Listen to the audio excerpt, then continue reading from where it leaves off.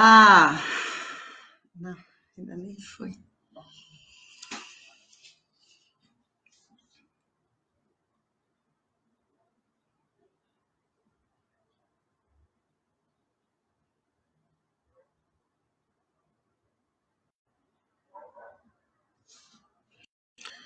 Olá, olá! Começou agora. Deu uma pane aqui e não queria entrar online. Eu acho que está entrando muitas pessoas. Olha que hora que eu estou conseguindo entrar. Estou aqui desde as 19h59 tentando entrar. Boa noite, querida Ju. Nossa, consegui! Consegui, pensei que não fosse rolar. Falei, vou ter que falar para o pessoal: olha, vamos fazer isso em outro dia.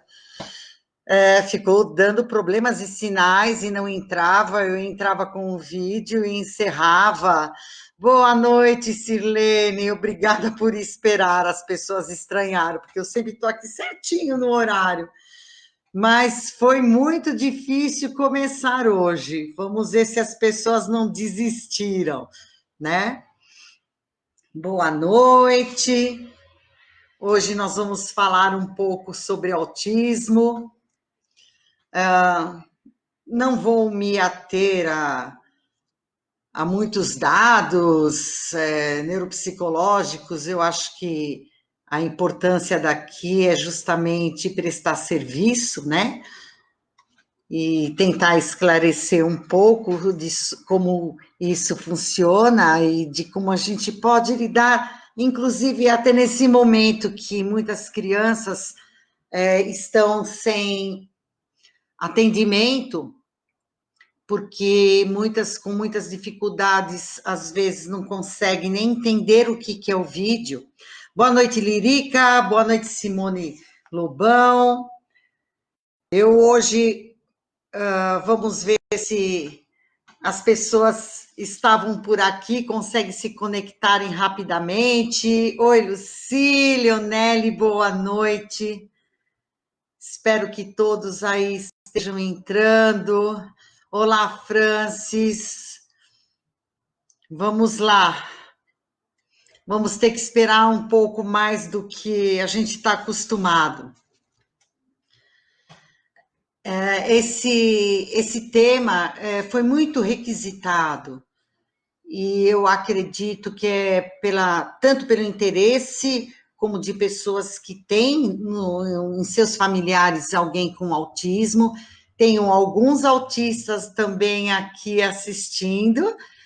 E boa noite para vocês. E eu queria falar um pouquinho, até o pessoal entrar, dessa minha passagem. Desde 1996 eu me interessei muito por autismo e fiz vários cursos na AMA e com o pessoal também da Suécia, que desenvolveu um trabalho muito interessante. E poucas pessoas trabalhavam e era muito difícil, porque algumas linhas de psicologias que eram usadas, elas não conseguiam atender por muitas vezes a necessidade do autismo. E eu, por causa disso, eu comecei a estudar várias linhas e ver como que eu poderia estar compreendendo, né, o espectro do autismo. Quando a gente fala em espectro, nós falamos num conjunto de sintomas. E falamos isso em outros transtornos psiquiátricos também, que para nós podermos fazer um diagnóstico diferencial, nós temos que fazer um fechamento nesse conjunto de sintomas, não é? Oi, Elisângela, boa noite. Vamos lá. E por meio dessas andanças, né, eu também fiz psicopedagogia para saber uma forma de como trabalhar com eles no processo de aprendizagem e entender como que eles aprendiam, como que esse cérebro aprendia, não é?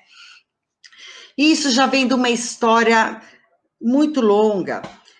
Na época que eu me formei, até eu brinco, eu falo em 1832, não, eu me formei em 1988, o autismo ele era visto como uma psicose infantil, e era difícil de fazer o diagnóstico diferencial de crianças com autismo e também com crianças que tinham esquizofrenia, e isso começou a ser amplamente estudado.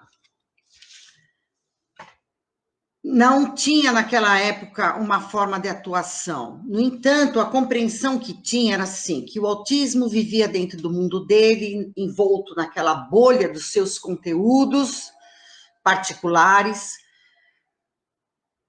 e acarretavam isso, que era uma judiação, na relação que o autismo se dava pela relação mãe e filho, e algumas determinações, terminologias de alguns estudiosos que falavam que a criança se tornava autista porque contavam de espectros da mãe morta, do seio ruim, e a culpa vinha em cima da relação com a mãe, e tudo isso caiu em terra, graças a Deus, a todos os estudos neurológicos, né, as pesquisas avançadas. Boa noite, Júnior, tudo bem? E foi mais ou menos assim. Eu vou resumir bastante essa questão um pouco do histórico do autismo, de como que isso foi divulgado e despertado dentro das naturezas desses transtornos, né, de algo como muito singular, de um funcionamento muito singular. Então, isso já em 1946, né, Leo Kanner, ele começou a fazer alguns estudos e depois ampliou esses estudos e viram que essas crianças apresentavam um conjunto de diagnósticos muito específicos e que precisariam ter uma classificação diferenciada, né, de outras psicoses, de esquizofrenia. Olá, doutor Marcos, boa noite por estar aqui. Sandra Rosa, Mara Lacon, muito obrigada.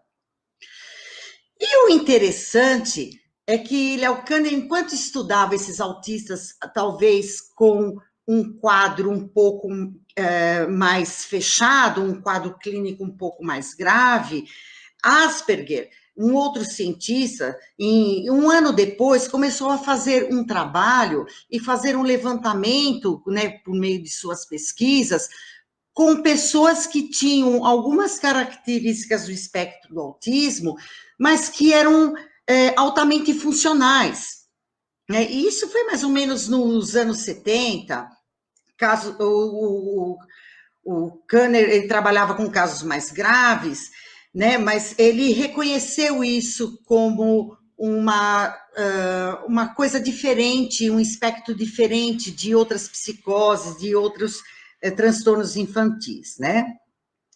Então, o que é o autismo? Olá, Bianca, querida, né? Essa síndrome, ela tem várias associações, né? O autismo, ele é um espectro muito singular, de transtornos que variam de muita intensidade, e observa-se isso hoje, com vários estudos e várias testagens com bebês, existem baterias de avaliação de bebês, e observação de bebês, desde os 3 meses de idade, né? E esse transtorno, ele tem um comprometimento muito grande nas questões das relações sociais, da comunicação e da abstração da imaginação, né?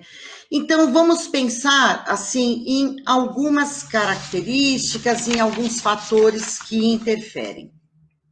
Hoje, pelo DSM-5 e pelo CID-11, que são os manuais internacionais de doenças, todos classificam da mesma forma, porque nós precisamos ter um estudo universal, né? Então, o transtorno do espectro do autismo, que nós chamamos de TEA, ele tem uma natureza multifatorial, né? Ele tem fatores genéticos implicados, ele é hereditário, ele tem uma prevalência maior no sexo masculino. E só para nós termos uma ideia, hoje no mundo, cerca de 70, 80 mil pessoas têm o espectro do autismo. Ele tem fatores orgânicos. Hoje já podemos ver, por meio de estudos clínicos, neuroimagem, que eles têm fatores orgânicos, né? Então, por exemplo, entre os neurônios existe um espaço que nós chamamos de fendas sinápticas, e eles têm uma fenda sináptica um pouco maior, onde talvez algumas informações se percam, e eles têm uma percepção atípica daquilo que eles estão expostos, né?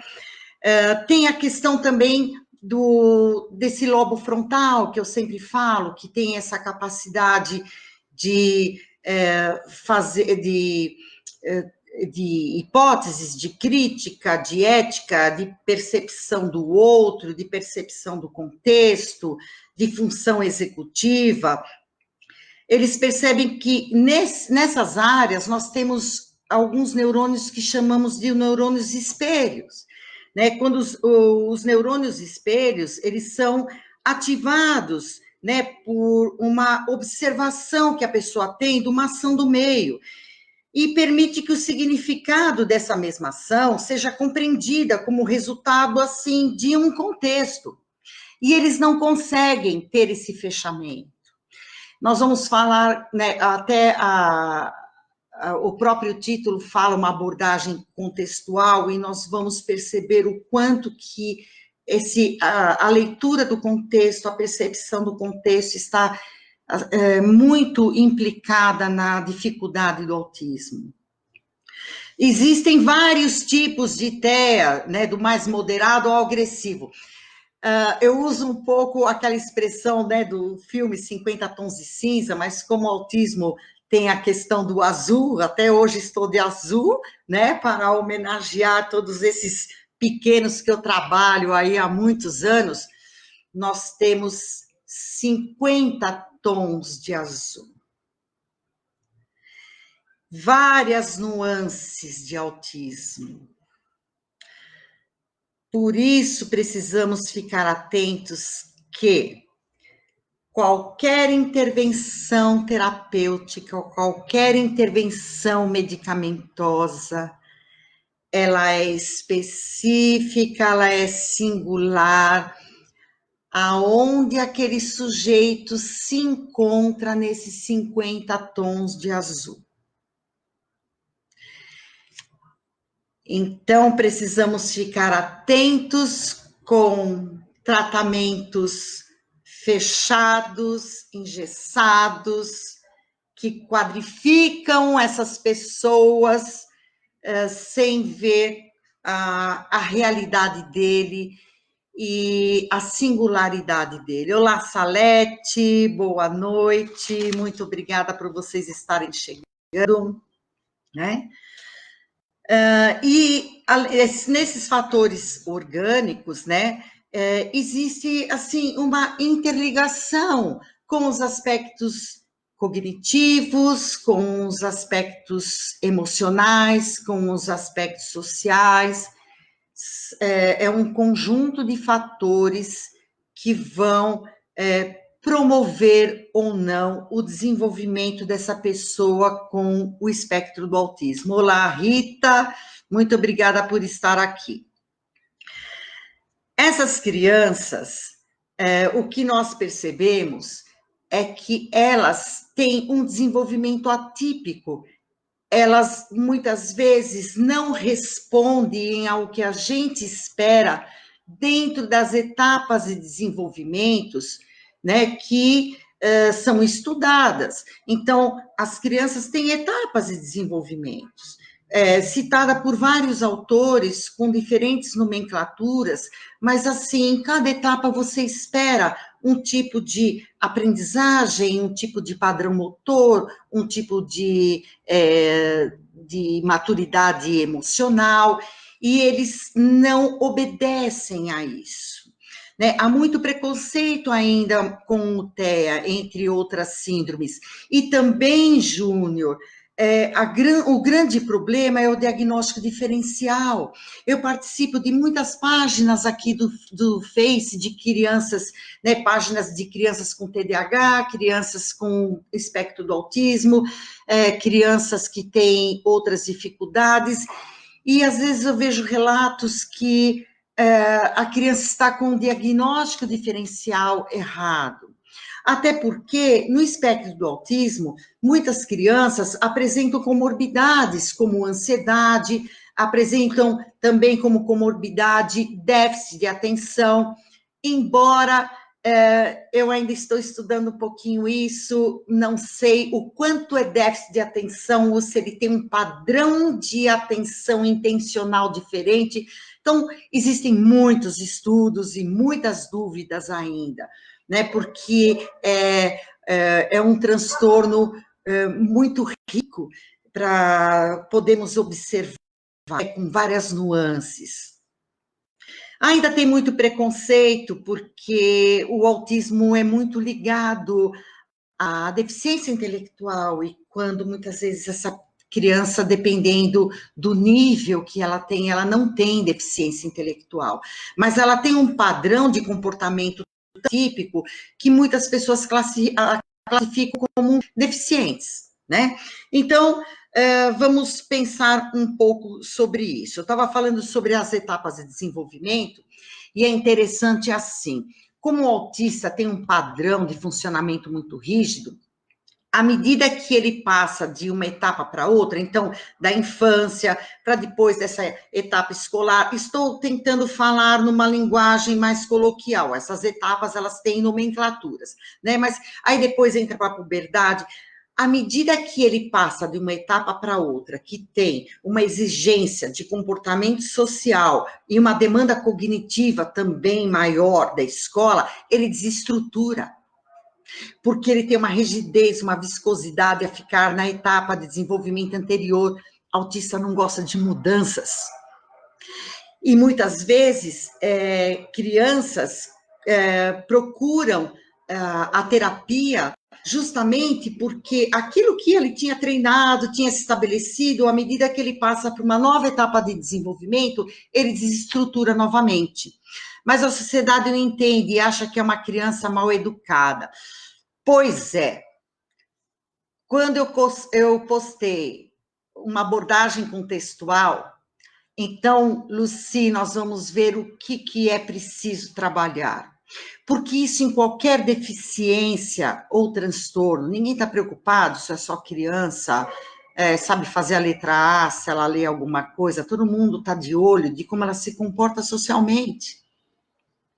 E as pessoas ficam muito preocupadas com o autismo e ficar treinando igual um macaquinho de laboratório, para ele conseguir aprender aquele padrão, conseguir corresponder àquela rotina, e não se preocupa dessa questão contextual, não ensinam ele a ler contexto. E aí nada tem significado, toda a aprendizagem dele, que ele foi treinado por N abordagens, ela se dilui e ela não tem funcionalidade. Não é mesmo, Ju? Então, vamos lá. Vamos entender um pouco como eles funcionam. Como eu disse para vocês, existem, né, o grau leve, o grau moderado e o grau de alto nível de funcionamento. Mas todos apresentam algumas coisinhas, né, nessa variância do grau de intensidade, de dificuldade ou não. Eles têm padrões motores atípicos, então, desde pequeno, nós vimos crianças que andam nas pontas dos pés, não conseguem ter um padrão de preensão de colher, de lápis, como você espera que isso seja usual. A criança que não tem um transtorno, ela, por imitação, lembra aquele neurônio espelho? Ela olha, ela tenta imitar, porque ela percebe a questão funcional daquela ação. Ele não percebe a questão funcional daquela ação. O autista, ele vê detalhes, ele vê coisas fragmentadas, ele vê pelo visual, ele não faz uma gestalt, um fechamento do significado do que é. Opa, eu pegando a colher dessa forma, pegando o alimento, eu vou me alimentar. Veja, isso é um complexo de compreensão de uma situação que ele está vendo. Olá, Milena, muito obrigada por estar aqui, né? Nós vamos falar de adulto, Bianca. Você entendendo a criança, nós sempre entendendo a criança, nós vamos conseguir entender o adulto. Eu vou chegar lá porque eu trabalho com muitos adultos e adolescentes. Então, eles têm esse padrão repetitivo, eles têm uma postura diferente em vários filmes que mostram o autismo, até aquele no He-Man, ele anda com a cabeça torta, ele anda com um padrão de marcha diferente, né? Ele lida com os brinquedos de uma forma diferente também, ele tem uma coisa repetitiva, então ele não pega o carrinho e faz bum, bum, bum, ele não vê essa função do carrinho, ele pega todos os brinquedos e tem uma tendência em enfileirar, em padronizar, em categorizar, em cores, em formas, em sequência. E ele tem uma rigidez de comportamento muito grande.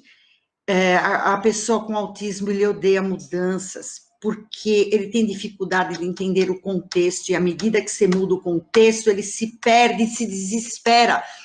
Os estímulos que ele estava acostumado a ter uma compreensão do que estava acontecendo, se você mudar um estímulo, ele não tem uma capacidade de generalizar e falar assim, ah, não, então isso também serve para uma outra ocasião, ou porque está tendo algum problema, então nós vamos ter que ter uma outra estratégia.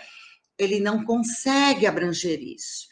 Crianças que muitas vezes os pais mudam a rota da escola porque tem uma rua interditada, uma construção, eles entram em pânico dentro do carro. Mesmo a mãe explicando, aquilo não tem sentido para ele, né? Eles têm uma insistência nas mesmas coisas, eles têm uma tendência a sempre brincarem com o mesmo instrumento, uma rotina extremamente rígida. Se você quebra a rotina, ele fica desesperado. Eu tinha pacientes que, se depois do almoço não tivesse a maçã, não tinha completado o ritual do almoço. E às vezes a mãe não achava maçã e ele entrava em desespero, ele não tinha essa. Ele não conseguia ter essa compreensão, né? Ele tem interesses específicos, então, muitos, às vezes, né, com um alto nível de funcionamento, ele se prende muito à astrologia, astronomia, de trens, de automóveis, eles têm uma questão de ficar fincado em um interesse. Eles levam tudo ao pé da letra, exatamente. Eles não conseguem ter essa leitura literal, né? Quer dizer, eles só têm a leitura literal, eles não conseguem ter o sentido figurado. Nós vamos falar muito isso na parte da comunicação dele, de compreensão de mundo, porque o nosso mundo é muito figurado, né? Ele muitas vezes tem maneirismos, estereotipias de mãos, aqueles flappings, né, de mãos, de bater os pés, de fazer alguns sons, de emitir alguns sons. Esse cérebro é altamente excitado, então ele fica fazendo esses maneirismos, muitas vezes, para aliviar um pouco essa tensão interna, né? Eles têm uma hiperatenção, o cérebro dele trabalha a milhão, ele tem ele vê tudo e ao mesmo tempo ele quer concluir tudo, mas tudo é muito fragmentado e ele não chega a conclusão nenhuma e ele fica num grau de excitabilidade muito grande. Antigamente, as terapeutas tentavam tirar, né, essas estereotipias e hoje a gente já percebe que é uma forma de alívio conforme o grau um pouco mais severo do autismo, né? Ele não dá função a objetos quando ele tem uma condição um pouco mais prejudicada, porque tem crianças com autismo que têm deficiência intelectual, inclusive tem algumas síndromes associadas, tem crianças que apresentam uma síndrome e que esse autismo ele vem apoiado nessa síndrome. a síndrome do X frágil, como, ou chamada de Martin-Bell, a síndrome da esclerose tuberosa, até crianças com síndrome de Down têm o autismo apoiado também. Então, essas crianças, elas têm uma condição um pouco mais prejudicada na relação e no entendimento de como os utensílios e das coisas da rotina do dia a dia se dão, né? E ele não consegue, muitas vezes, dar função do objeto.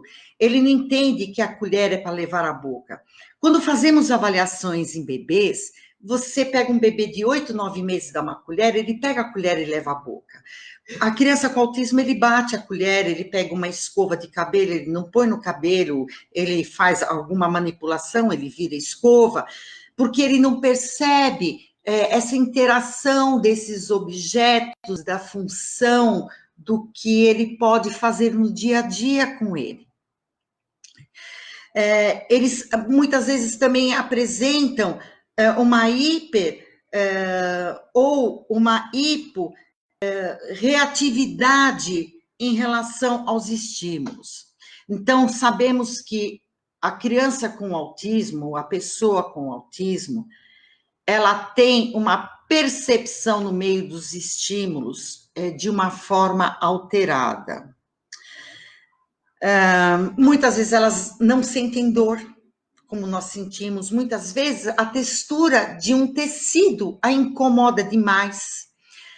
A luz, o brilho da luz, às vezes, é muito agressivo. Cores, eu tinha pacientes que eu não podia ir com uma blusa laranja, uma blusa vermelha, que isso incomodava muito. Como eu tenho pacientes com autismo que usam o óculos embaçado porque não aguentam a luz, né?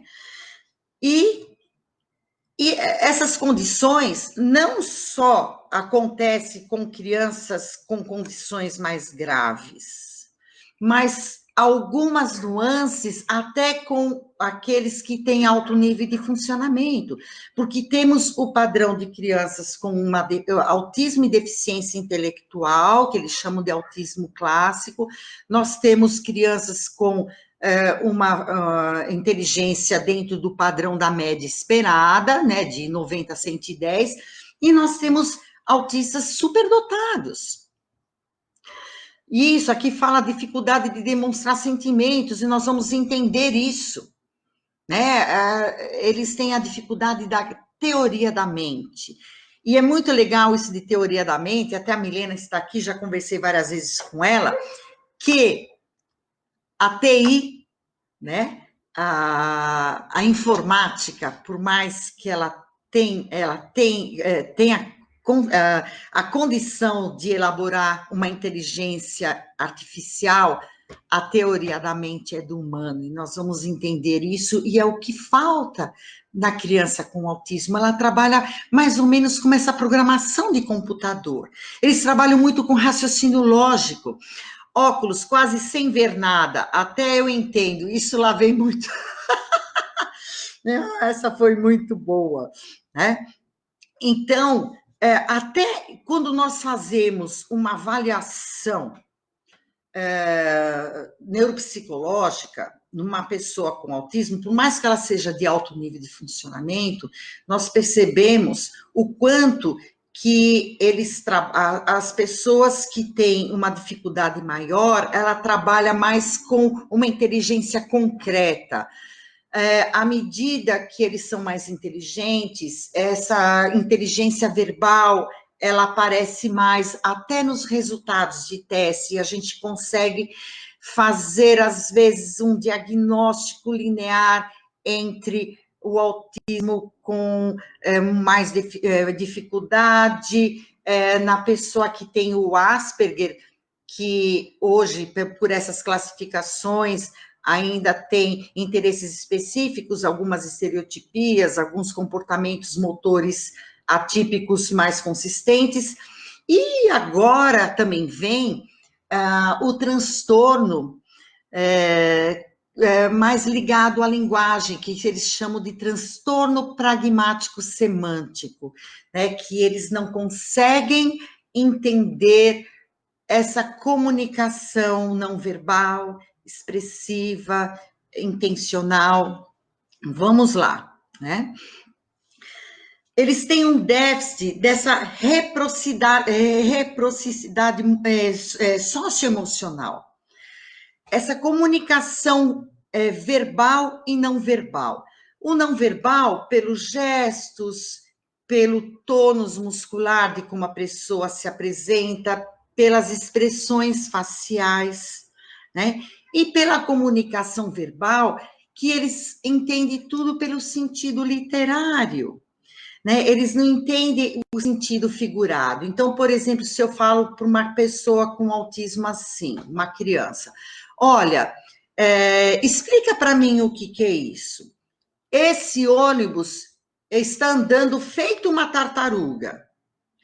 Ele não vai conseguir ter esse sentido figurado de que o ônibus está lento. Ele, como ele é visual, ele imagina uma fotografia. Então ele fala, é um ônibus com um casco de tartaruga. Ou então, sabe, tia, eu não quero mais que meu pai vá à casa do meu tio. Eu falei, por quê? Porque meu pai fala que ele vai na casa do meu tio e ele não aguenta, ele morre, eu tenho medo que meu pai morra. Ele não consegue lidar com isso. Então, imagina dentro de um contexto, de um dia a dia de 24 horas, quantos embates ele tem com esse sentido figurado, subliminar que nós falamos o dia inteiro, e que ele não consegue ter essa compreensão. Olá, Eliana, né? É bem assim, não é, Luci? É complicado. Quando nós falamos da teoria da mente, é muito interessante isso que eu falo, que a TI não consegue ter isso. E eu faço jogos online com inteligência artificial, e muitas vezes eu ganho deles, não porque eu sou boa no jogo, porque eu vejo que eles não têm essa teoria da mente. Então, ela tem 3 instâncias. E eu vou dar um exemplo bem prático que acontece no nosso cotidiano. Imagina se eu estivesse numa sala de espera com uma amiga. E aí passa uma mulher com um chapéu estranho na cabeça, que aquilo não é usual, e uma calça cheia de bolas.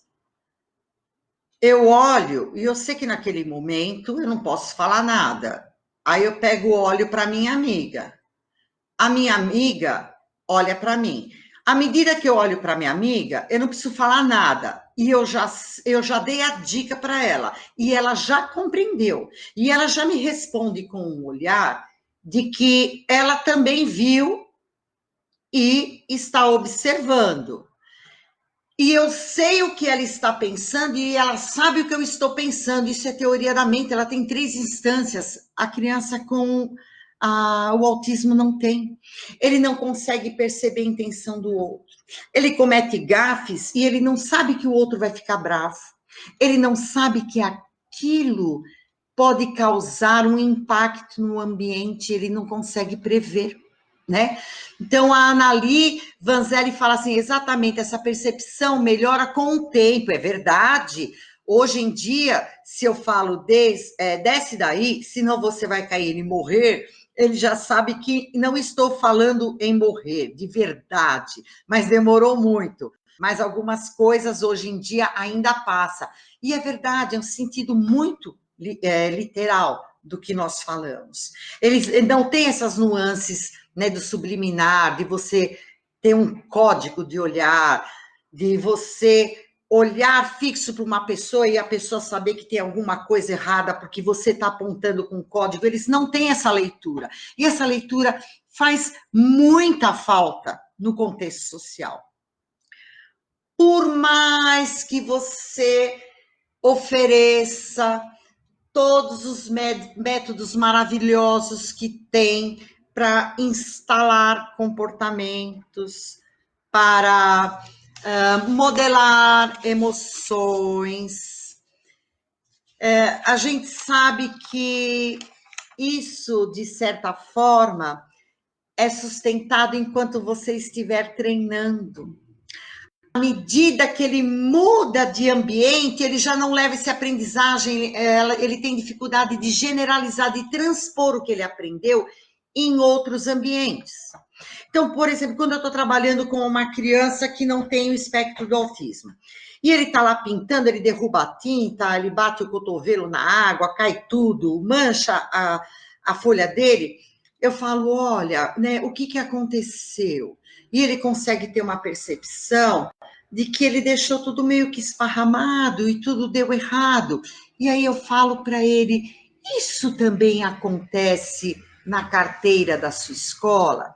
Você tira um monte de materiais, deixa tudo espalhado, e aí você não acha o material que a professora está pedindo, as coisas começam a cair da mesa. Ele fala, sim, isso também acontece lá.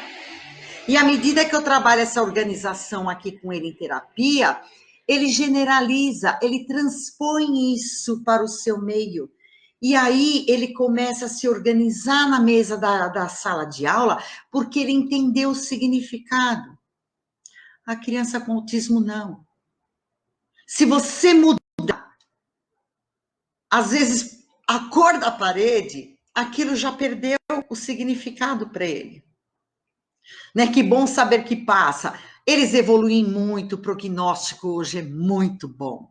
Tem muitos tratamentos e eu tenho pacientes adolescentes, adultos, casados com filhos e que conseguem entender como é que funciona aqui, que ele funciona aqui. Isso que é o importante, não adianta a gente trabalhar com programações e condicionamentos para ele desenvolver um comportamento para obedecer rotina e para conseguir aprender por uma escala de associações. Se ele não entender, a serventia diz.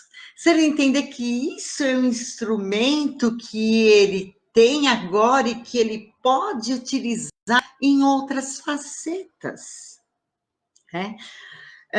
Eles não entendem, eu vejo o relato, ele passou em mim e fez assim na hora do lanche. E muitas vezes isso, com um colega na hora do lanche, é um cumprimento, sabe como é moleque, dá um pedala na cabeça, faz aquela coisa. E eles acham, ele fala assim, ele me agrediu. Ele não consegue ver essa comunicação que tem uma outra forma de dizer. Encostar, empurrar é agressivo, né? Ele não consegue interpretar. Mas temos vários autistas famosos, pode falar um pouco, né, sobre eles, né? Da época que nós descobrimos o autismo, eu falei, em torno de 1943, 1944, o Léo Kanner, que descobriu essas crianças com autismo mais clássicos, né?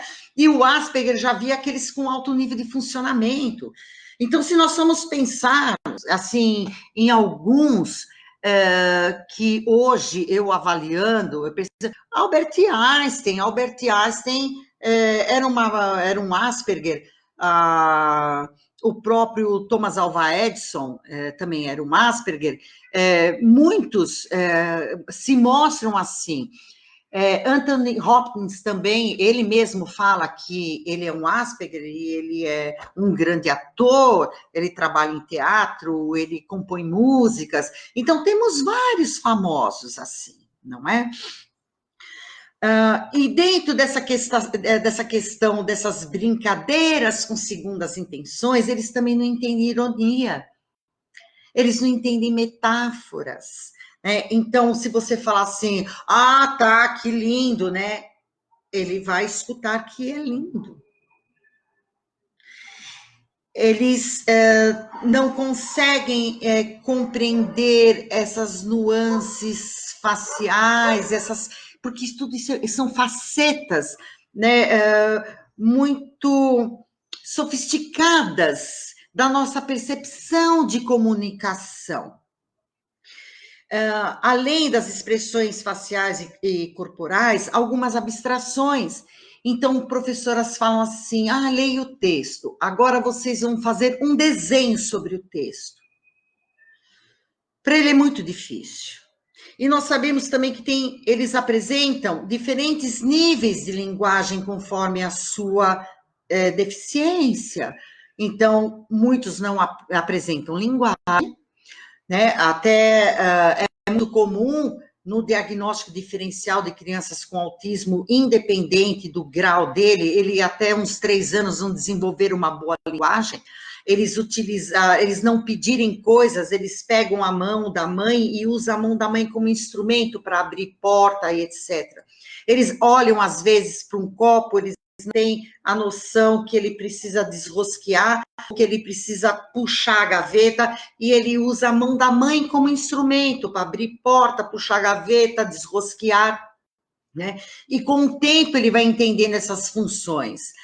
A Lirica pergunta assim, não sei como está agora, mas na minha época tínhamos a inclusão de alunos com autista e síndrome de Down, e era extremamente difícil, pois na sala de aula, números de alunos, uma base de 35, não tínhamos formação. Lirica, eu sou da época que eu ia às escolas dar curso de capacitação para a inclusão de crianças. Eu estou falando isso mais ou menos no ano de 2000, 2002. As professoras choravam, porque justamente arremessavam 3, 4 crianças dentro da sala de aula com número de 35, e esse autista, ele saía correndo, ela não sabia o que fazer, se ela ficava com a sala de aula, saía correndo, não tinha suporte nenhum. Elas vinham fazer curso de capacitação por uma necessidade pessoal, porque nem o próprio sistema público de ensino, e nem particular, ofereciam isso. A realidade estava posta, era obrigada a fazer a inclusão pela lei de Salamanca, tudo, mas era isso mesmo que acontecia. Eram 35 alunos. Boa noite, Rosa Maria. Boa noite, minha aluna. Muito bem. Já escutou bastante disso, não é, Rosa? Mas vamos lá. Então, as lições, muitas vezes eles não dão conta dessas lições, né? E assim, conforme o que acontece, seja uma mudança, uma falta de compreensão do que está acontecendo, eles sentem um desconforto interno que ele não consegue identificar. Sabe quando o bebê começa a chorar? Que você não sabe se é fome, se ele fez cocô, se ele está sentindo dor, a mãe vai lá, põe remédio em todos os buracos do organismo para ver se a criança para de chorar, para tirar aquele desconforto, porque o bebê não sabe nem identificar e às vezes nem mostrar. Né?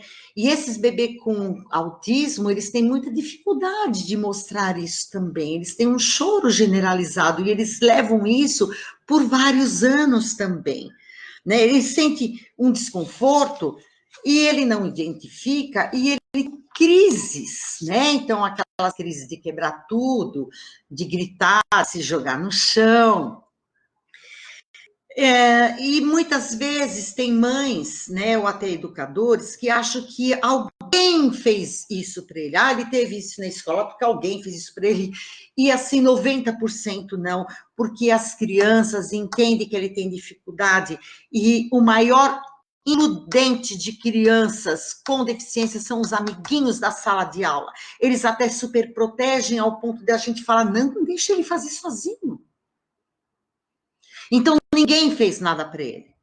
Simplesmente ele estava numa zona de conforto, a professora falou, vamos para o pátio, pronto, desconstruiu.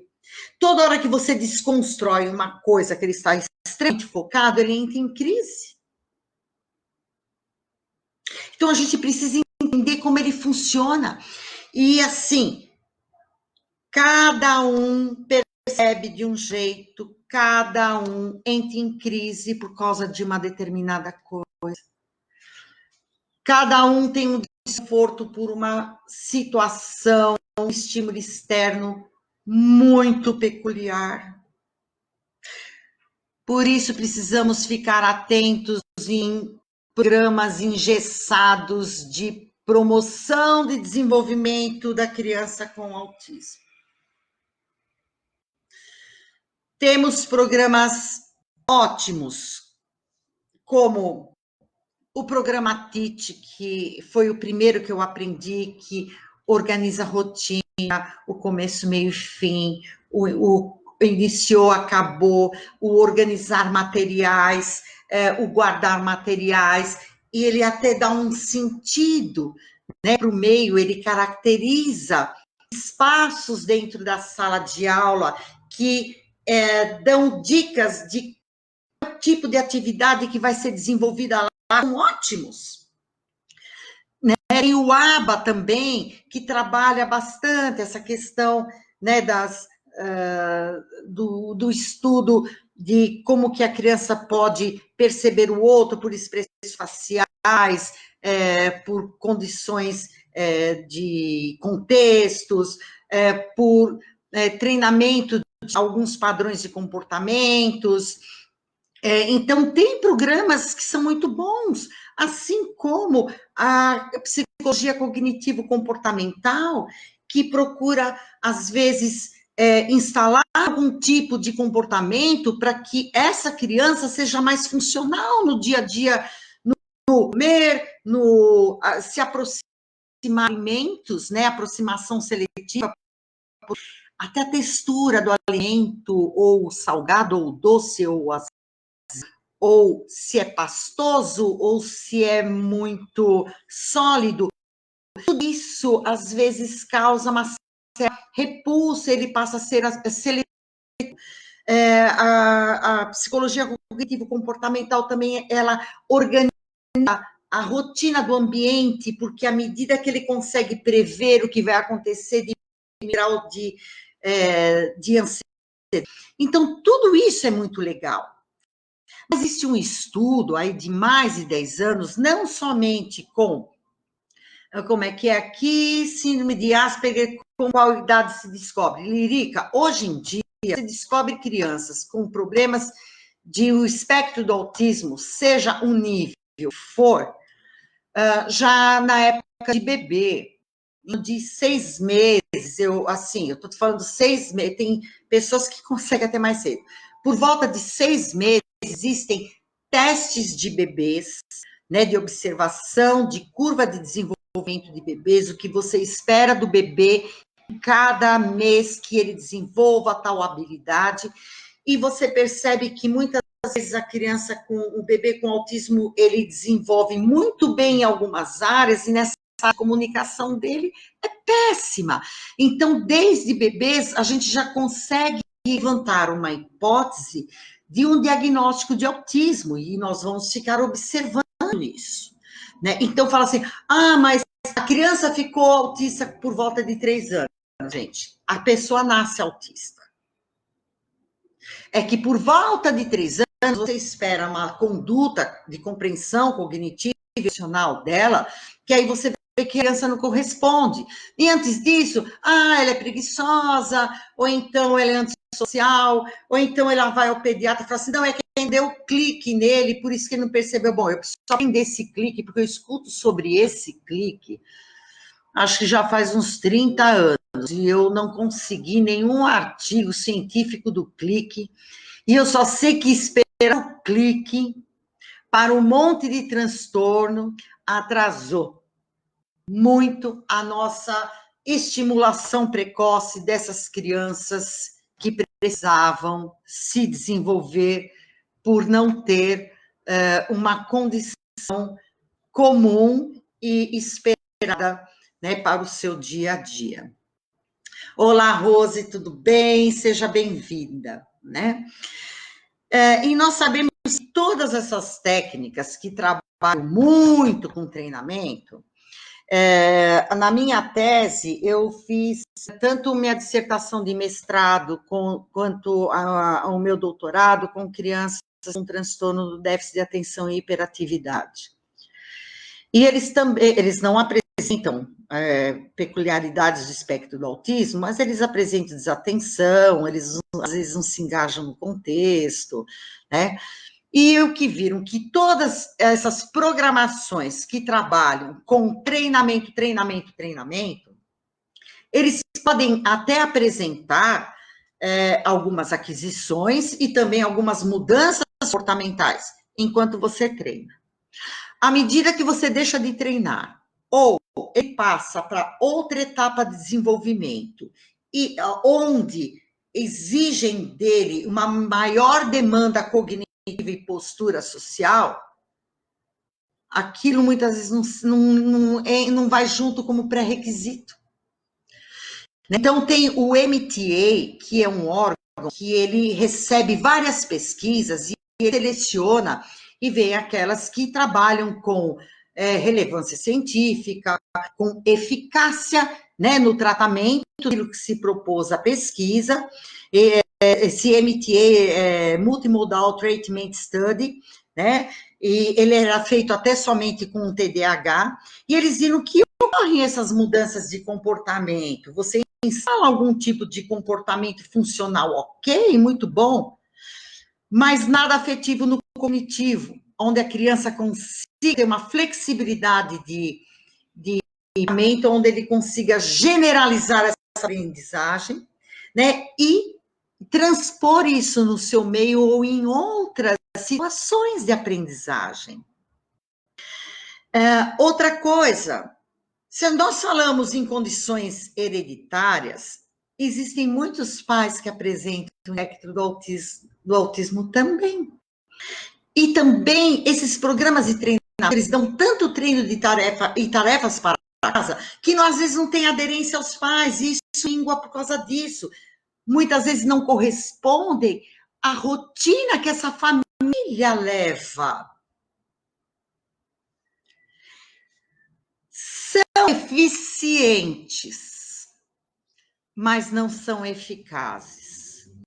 E aí começamos um estudo maior, né, a respeito de vida. Qual mesmo essa necessidade? Aonde é que está o pulo do gato? Aonde está a dificuldade? Vimos também que na escola eles têm um padrão de aprendizagem diferente. Primeiro que eles são visuais, outras, eles não vão fazendo associações de detalhes para chegar no global, eles partem do global para o específico. Então, não adianta falar para ele beabá, L-A, lá, bola. Eles não vêm por um raciocínio analítico de pensamento. Estudamos muito isso em Piaget, os educadores sabem, que primeiro você percebe, depois você assimila, depois você acomoda, depois você generaliza e elabora esquemas cognitivos mais sofisticados, e isso serve de pré-requisitos para novas aprendizagens. É preciso entender o global. Então, se você der todo o alfabeto dele, ele vai brincar com esses alfabetos e ele se alfabetiza sozinho. Ele precisa ter todos os dados reunidos para chegar ao específico. Se você fala assim, olha, um quebra-cabeça monta, ele olha, aquilo não tem significado nenhum. Se você mostra ele montado e fala, agora eu vou separar, e você vai montar, aí ele entende o que ele tem que fazer. Então, até a escola precisa saber como ele funciona. Eles não aguentam fazer fixação da aprendizagem. Se ele aprendeu, ele aprendeu. Ele aprendeu. Opa, ele aprende. É como se fosse cravado na pedra. E eles têm um outro timing de aprender. Então, as crianças estão aprendendo por degraus, mesmo dentro da alfabetização. E ele fica numa situação linear, sem mostrar a resposta. À medida que ele tem o conhecimento de todo o material e todo mundo estava subindo, ele faz isso. E eles têm uma facilidade muito grande. Mas muitas vezes que eles têm a linguagem e leitura, eles não utilizam isso como instrumento. E o que nós temos que trabalhar enquanto terapeutas, enquanto família, é ele entender a função do instrumento. Senão nós vamos usá-lo como macaquinho de laboratório que nós vamos ficar treinando ele ter habilidades.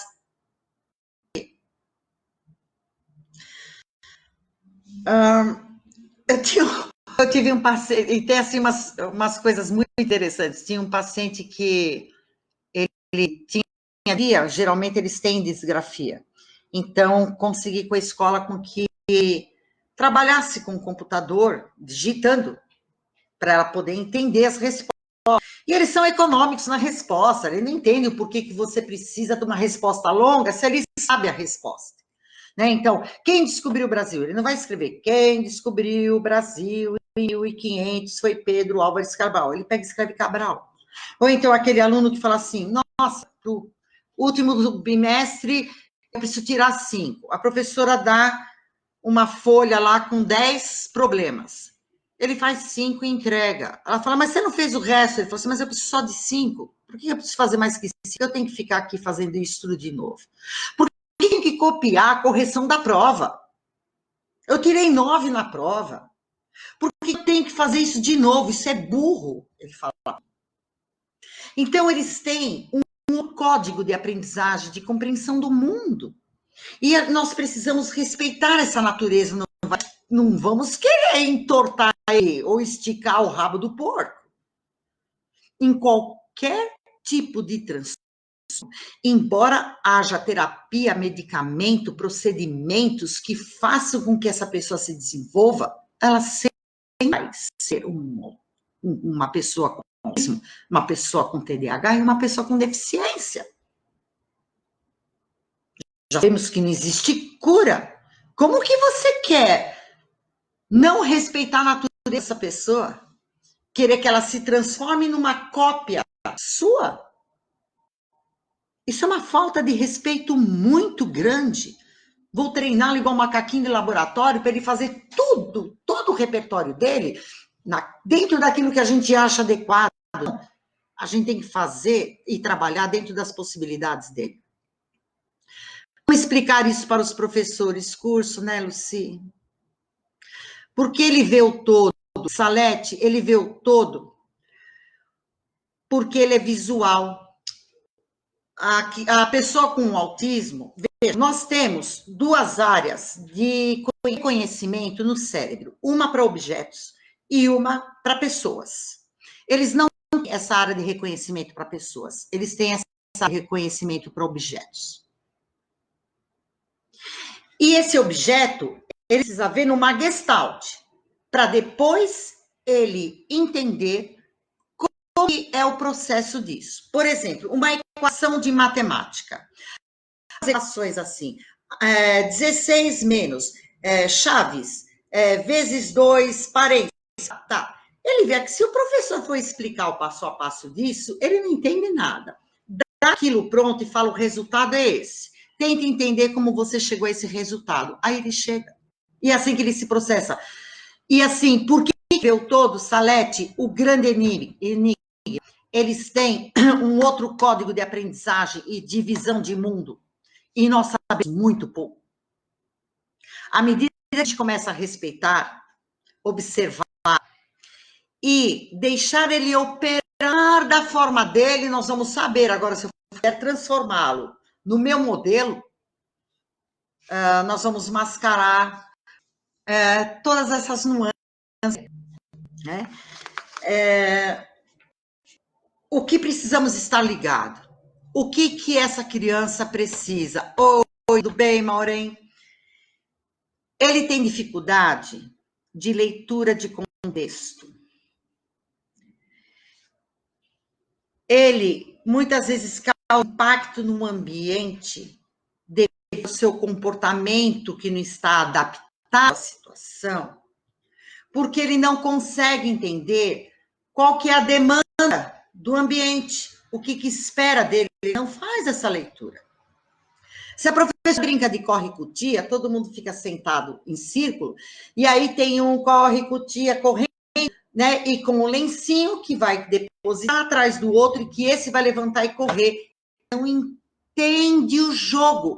Eles pouco participam das brincadeiras de jogos em equipes na escola, porque eles não conseguem entender a configuração do jogo. No videogame, sim, é ele indo e ele vai para o raciocínio, né? Você sabendo o que fazer. Agora, como que ele está integrado nesse grupo, não. Se nós formos, por exemplo, a um lugar que você entra, vê todo mundo sentado, você vê lá aquele móvelzinho que dá a senha e um painel luminoso falando a senha.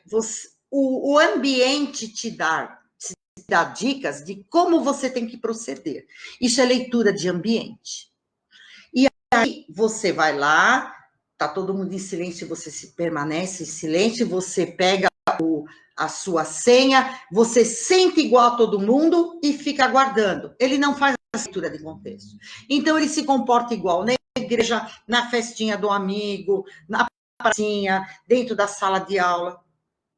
E é isso que precisamos trabalhar. Não a gente só ficar treinando habilidades, se isso não tiver significado, saber a serventia disso, de como que ele utiliza isso dentro do contexto. A gente precisa trabalhar contexto, ele precisa saber leitura de contexto.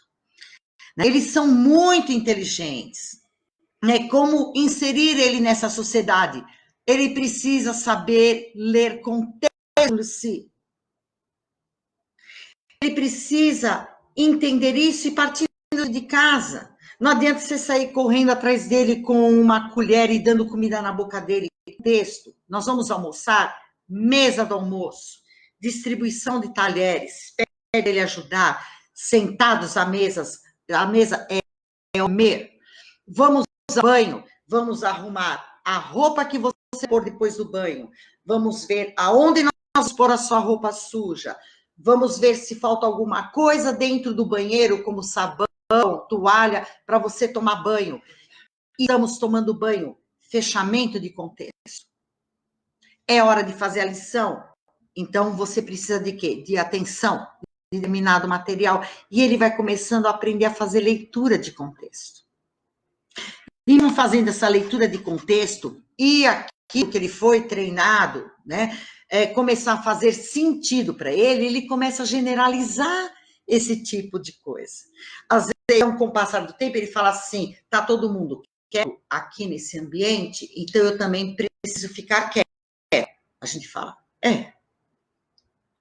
Mas ele tem muitas dificuldades. Tinha um paciente meu que ele entrou na faculdade de história e ele é brilhante, muito inteligente, e ele foi fazer matrícula, e eu fiz uma pergunta tosca para ele, aliás, eu fiz várias perguntas toscas para paciente com autismo, mas eu aprendi bastante. Falei assim, você foi à faculdade? Fala para mim, como você se sentiu? Ele falou, Simone, você está perguntando se eu senti calor, se eu estava cansado? Você sabe Asperger. Você quer que eu te fale o quê? Se eu estava feliz? O que você está esperando que eu te responda? Ele chegou lá para fazer matrícula, ele não tem essa coisa assim, nossa, ai, meu primeiro dia não tem. Como tinha um paciente meu brincando com cavalinhos, e eu tentei dar um significado para aquilo. Eu falei, eles estão brincando? Ele pegou, olhou assim para mim, e voltou a brincar, como dizendo, o que você está me perguntando?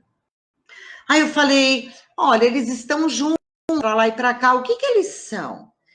Eles são amigos? Eles são irmãos? Ele olhou para mim e falou, eles são de plástico. Então, eles têm um raciocínio muito concreto, e você precisa entender isso. Isso dele, lógico, ele com o tempo, a compreensão de contexto, de estar dando significado, até para questões sexuais. Se é uma pessoa que tem uma hipersensibilidade, imagina o que é um beijo e uma relação sexual, e uma explosão de um orgasmo. E nós precisamos entender como cada um processa isso, e eles viram no tempo deles o respeito, né? Enxergar ele como singular, ver como que é ele dentro da família e do processo dele de aprendizagem, e trabalhar todas as categorias e tudo que aprendemos dentro da necessidade dele, não que eu acho legal. Normalmente se destacam com alguma habilidade, sim, eles são muito habilidosos. Eles são muito habilidosos, eles são muito inteligentes. Eu fiquei já altamente surpreendida com visões claras que eles têm. E às vezes eles têm muita habilidade com jogos, muita habilidade com desenhos, eles são ótimos, né? Muito bons com línguas. Eu tenho pacientinhos que mal se alfabetizaram, falam inglês. Tem outro funcionamento, gente, e que nós precisamos é assistir, entender como que eles estão se desenvolvendo dentro da singularidade e dar suporte para eles, não do que a gente acha bonito. Porque eles sempre vão ser Asperger, eles sempre vão ter autismo. Com alerta para uma criança, por exemplo, quando começa a fazer a lição e não tem concentração. Aí é diferente. A criança pode ter um déficit de atenção, ser hiperativa, e as pessoas têm muita dificuldade de fazer esse diagnóstico diferencial. Então, a gente precisa entender por que ela não tem foco. E muita criança não tem foco porque ela tem um ambiente desorganizado, ou ela tem um ano letivo meio furado, ou ela tem uma dificuldade de atenção. Tudo isso são levantamentos, todo um contexto daqui. É importante falar para a criança que ela é autista, olha, eles começam a perceber que eles são diferentes, e às vezes isso dá angústia. E eles precisam entender. Muitos não gostam, entendem, mas não querem falar muito no assunto. Outros usam isso numa boa, né? Fala assim, na hora eu percebi. Por exemplo, tem um que fala assim, é muita abstração para mim saber o que é Deus e fé. Ele falou, eu não consigo, mas eu não posso falar que eu sou ateu. Porque se eu falar que eu sou ateu, eu vou escutar alguém de alguma religião pregando que eu tenho que acreditar em Deus. Então, agora eu já pego e já falo que eu sou católico. Eu não preciso discutir muito. Eles começam a arrumar algumas coisas, né, de como eles podem proceder. Então, e eles não fazem coisas por maldade, que é diferente de uma pessoa com transtorno de conduta, um narcisista perverso, não, eles cometem muitas gafes. Eles são aqueles sinceros que quando eles falam, você fala, meu Deus, não tinha que falar isso. Né? Os maiores, os adultos. Né? Então, e ele fala assim, mas poxa, eu falei a verdade. Eu falo assim, mas muitas vezes você não pode falar isso. Ele fala assim, então eu tenho que falar mentira? Eu falo assim, existem mentiras sociais. Você não pode chegar para uma mulher que você não vê há 4 meses, entrar no elevador e falar assim, nossa, você engordou acho que 6 quilos e 800 gramas, porque ele consegue ler o quilo. Falei, porque mulher não gosta que você fala que você é gorda, que ela é gorda. Quando alguém chega e fala assim, aí eu bonita, mesmo que você não goste do padrão, você fala, você está sendo feliz assim? Então tudo bem. Mas você não pode falar assim, não, você está horrorosa. Mas eles não fazem isso para degradar a pessoa. Uma vez eu comprei um celular, e assim, eu uso o celular para coisas extremamente básicas, eu não preciso de um celular com uma função extraordinária. E aí veio o meu paciente com autismo e falou assim, eu não acredito que você comprou essa porcaria de celular. Eu sei que ele não estava falando isso para desdenhar meu celular. Estava preocupado comigo, porque ele falou, você poderia ter comprado esse outro celular pelo mesmo preço, tinha mais funções. E aí eu trabalho isso, eu falo, olha, eu entendi, eu sou sua terapeuta. Eu entendi por que você me falou isso. Só que se você falar isso para um amigo, ele vai ficar magoado. Ou se você falar outra com um amigo, ele vai te encher de porrada. Então, você precisa começar a pensar no que você fala, que tem repercussão social. Ele precisa entender o contexto, a intenção do outro, reconhecer expressões sociais. Isso é muito mais importante do que ficar instalando habilidades que talvez ele vai usar para um determinado espaço de tempo. Tínhamos a almoça na escola, na época a mãe dele pediu para ela trabalhar na escola em serviço secretária, super inteligente, fazia tudo. Hoje em dia ela é casada e seu marido também é. Embora um lamento e os dois vivem juntos, hoje trabalham no escritório de cultura, eles são brilhantes. Eu tenho pacientes casados que trabalham com TI, eu tenho outros que trabalham, que fizeram faculdade de história, outros que vão entrar em economia, outros que cantam lindamente, outros que tocam e eles têm ouvido absoluto para a música. Eles são fantásticos, a gente precisa entender eles do jeitinho que eles são, aceitá-los, mostrar problema nenhum e promover situações e formas terapêuticas para que eles se sintam bem, não para ficar correspondendo à expectativa dos outros. Chega disso, né? Ele chega a perguntar como deve agir, pois se sente mal em várias situações, que não entende e não sabe o que fazer, ele não sabe mesmo e não é por mal. E que legal que ele pergunta, ele sacou que ele está com uma defasagem na situação. E muitas vezes a gente explicando, eles começam a entender, não na íntegra, dessa percepção e conhecimento, compreensão de linguagem que nós temos, mas eles começam a separar uma coisa de outra. Isso pessoas não gostam, isso pessoas gostam, isso me parece ser mais adequado, isso não. E por aí vai.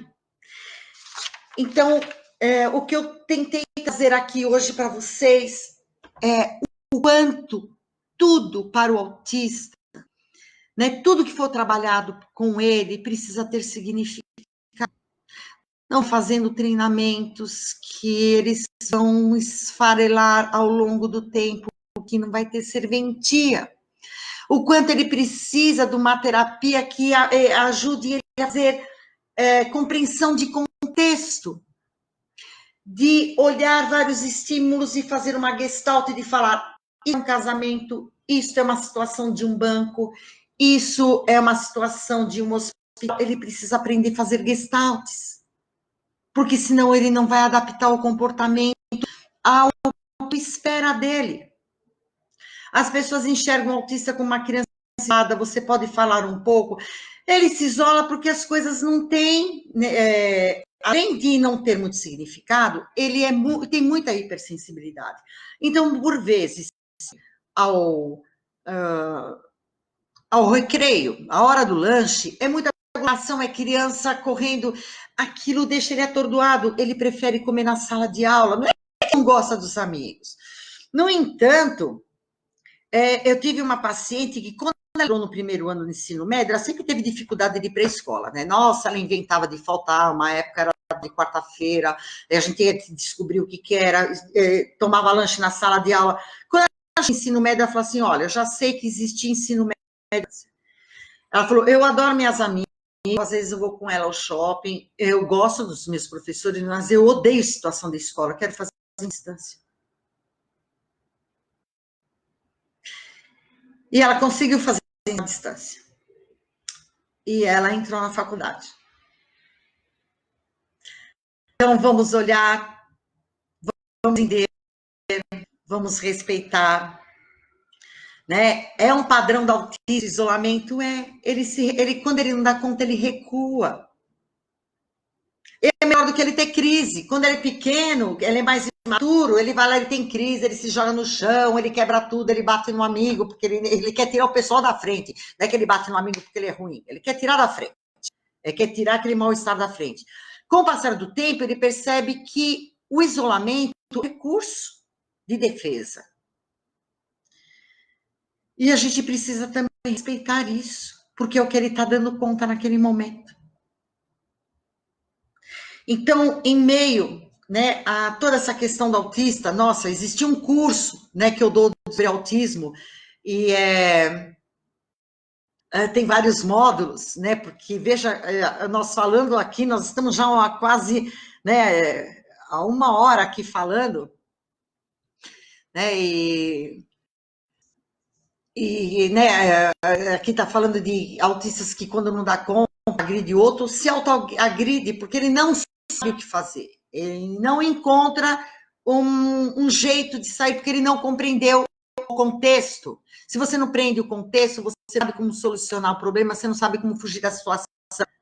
Então, quando eu trouxe o tema autista, né, dessa compreensão contextual, é porque nós, enquanto educadores, terapeutas e familiares, precisamos explorar e trabalhar compreensão de contexto, senão tudo que ele aprende por condicionamento não vai ter significado e emprego nenhum. Os surtos também, depende de cada um, como que a gente pode lidar com o surto deles, isso é muito peculiar. Isolar, tirar ele do contexto, eu falo assim, a professora vive tirando ele do contexto, lógico, para manter até a dignidade dele, se ficam assustado, ele começa a derrubar a carteira, tudo, vamos tirar ele de cena, traz, põe num lugar isolado, dá uma água para ele, deixa ele se acalmar, deixa ele restaurar a dignidade dele, porque ninguém entendeu o piti que ele teve. Mas cada um surta determinada coisa, cada um tem uma determinada forma de ter pitis e cada um se restaura de uma determinada forma. Tá? Eu vou lançar um curso, depois eu vou passar aqui para vocês. Eu dou, né, há vários anos, mas nunca dei online, agora tudo online, então estou aproveitando, brincando de online. E para vocês, foi um prazer falar sobre essas crianças, desde 1995, e eu tenho uma consideração, um respeito e um afeto muito grande por eles. Vamos respeitar nossos 50 tons de azul e vamos também trabalhar cada um do seu jeitinho. Vamos fazer a leitura, não se ele fosse uma estampa, que todos são, agem e respondem de determinada forma. Então, procurem um terapeuta que olhe com carinho, que veja futuro, que enxergue habilidades, que promova possibilidades, entenda como ele possa. Então, um beijo a todos e que nós possamos nos encontrar, né, mais vezes, falar desses pequenos. Um beijo para vocês. Até.